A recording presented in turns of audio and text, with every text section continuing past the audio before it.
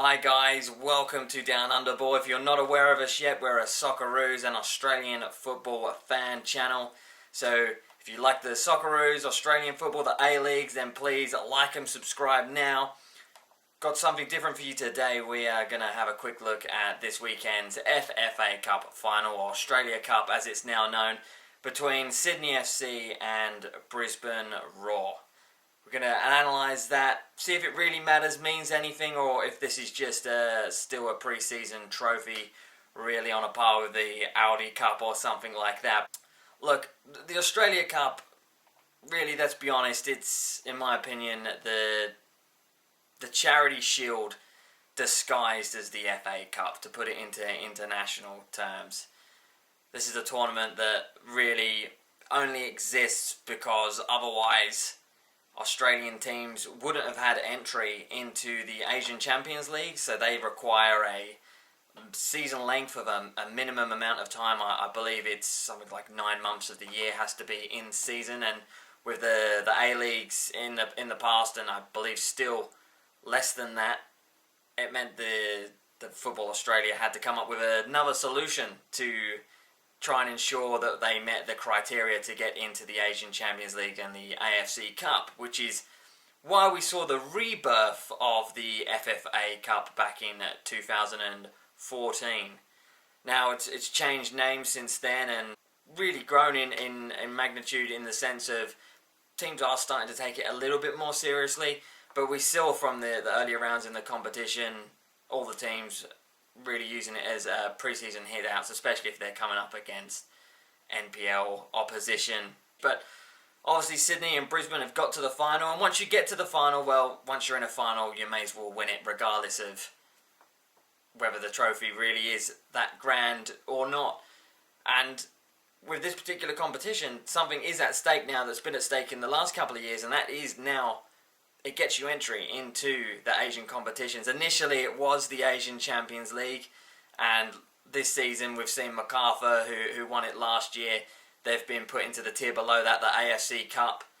So they're currently battling it out in that, and the winner of this one will be going into the Asian Champions League 2. Now that may be the first time you're hearing that name.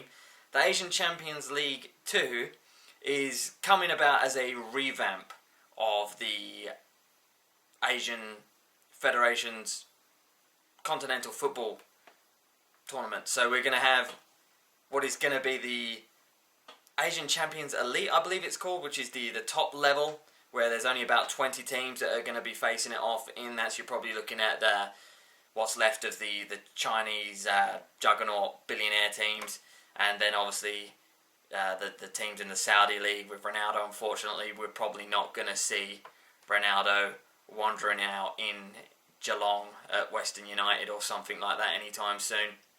But we've got the elite competition, then we've got the Asian Champions League 2, which essentially is a rebrand of the AFC Cup, which is what Macarthur are in now. And then there's going to be the AFC Challenge Tournament, or the AFC Challenge Cup, which is going to be a third tier below that. This all starts next year in 2024. So at this stage, the winner of this Saturday's match against Sydney FC against Brisbane Roar will go into play the Asian Champions League 2, so the AFC Cup competition. So there is something to play for, because Sydney didn't have the best of seasons last year, and well, Brisbane Roar are a million miles away from making it into continental competitions if you look at how their last few seasons have gone. So how important is it for either team? Well, I'd say now that they're in the final, they can get the season off starting with a high by taking a trophy home, but most importantly, guarantee entry into the Asian Confederation tournaments for that 24-25 season. That this is a big game this Saturday now. They're one step away from guaranteeing that, and obviously that comes with additional income, which the Cubs do dearly need at this stage. And when you look at it from Brisbane Roar's perspective, Sydney have had a relatively successful time over the last decade, but Roar, it couldn't be more the opposite. Since they won that third grand final back in 2014, it's been a slow and gradual decline, and it seems year on year it gets worse and worse for the Roar. Last season finishing near the bottom or on the bottom, I believe, they now have an opportunity to be in a final again for the first time since 2014. So that's an astronomical amount of time. That's 3,400 days, roughly, since they were last in a grand final. So for them, this is a much bigger game than perhaps it would be for Sydney FC in the sense of what the trophy means. But make no bones of it, Sydney want to guarantee that Asian competition spot, and Brisbane Roar would obviously give them a massive boost. Now, looking at the game on the weekend, it is being played in Allianz Stadium, and there are a few opinions and, I guess, conspiracy theories going around that, this is, the A-Leagues and Football Australia again, who last year were under a lot of scrutiny for signing a 3-year deal with a Destination New South Wales to bring the finals, the A-League finals tournament, to Sydney for several years in a row, regardless of who made it. It could have been Wellington who finished first, and Perth who made it into the final with them, and that match would be played, that grand final was going to be played in Sydney, and obviously that got fans, even Sydney FC fans, up in arms about how unfair that was and how it sort of took away from what it meant to earn the grand final. So we did have a lot of people when this match got announced this weekend, given that Brisbane Roar haven't held a final since 2014, given it's their first time in the final. You had a lot of opinions saying, well, this of course was going to happen, it was going to end up in Sydney because they want it in Sydney, and probably they do. But in saying that, the problem has been shown to be broader than that, and not really a decision that was just a couple of CEOs in a boardroom that don't know anything about football. This was the fact that Suncorp Stadium, where Brisbane Roar are going back to this season, is unavailable for this coming weekend. It's got irrigation works. Now, whether that phone call went from the organisers, hey, we've got the FFA Cup final this weekend, can you... actually we've got irrigation. Well, okay, no worries, Sydney it is. Whether that's how it went down, put the phone down and move on, I don't know. But that was ruled out. Kayo Stadium up in Redcliffe, where they have been playing, that's not the kind of venue that you want anyway, but that has a capacity below the set minimum for this tournament, for its final, of just 10,000, so that wouldn't work either. And then the Ballymore, which I don't think they would move to now without it even being trialled in any other televised football, since its redevelopment, that also is unavailable this weekend. So the only logical option was to give it to Sydney, and hopefully it makes it for a good away trip for the Brisbane Roar supporters. Raw CEO Zach Anderson came out after the decision was made, and it was pointed out that these stadiums in Brisbane were unavailable, and he said that this just shows there is a need for another rectangular stadium in Brisbane. We've got the Olympics coming up. There's no plans to build additional stadia in Brisbane, especially and something like that for the Olympics. So his call was on the community, on the Raw fans, on Brisbane to basically get behind the club and let your local politician know that you want to see an additional football stadium of a smaller scale in Brisbane, so we can support these kind of events, because it's a shame, first time in a decade that the Roar made a final, and they should, and they probably would have been given the rights to host it given that circumstance, and it's been taken away from them. But Allianz Stadium, new venue, great venue, looking forward to it down there in Sydney.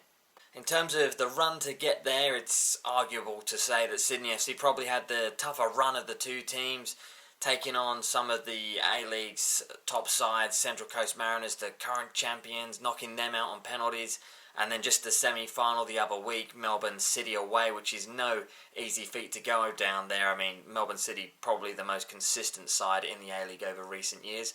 Brisbane got a bit luckier with a draw, a couple of NPL teams on the way, but they dispatched them with ease, and of course they played Newcastle Jets, but really Newcastle have struggled in recent years, just like Brisbane Roar and Western Sydney Wanderers as well, although who are much better on paper, probably you would argue have underachieved, just like the Roar has.